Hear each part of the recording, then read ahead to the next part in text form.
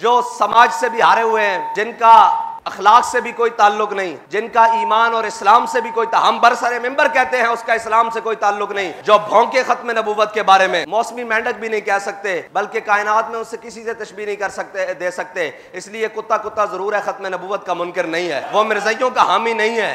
खिंजीर खिंजीर जरूर है लेकिन मिर्ज़इयों का हामी नहीं है।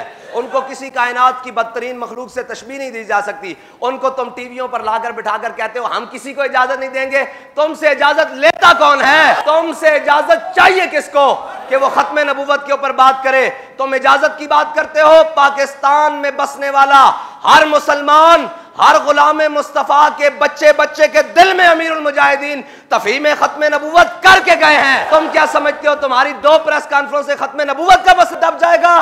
तुम्हारी नस्लें भी मिट जाएंगे। ताजदार खत्म नबूवत का ताज और तख्त इंशाअल्लाह ताज सुबह क़यामत कायम और दायम रहेगा।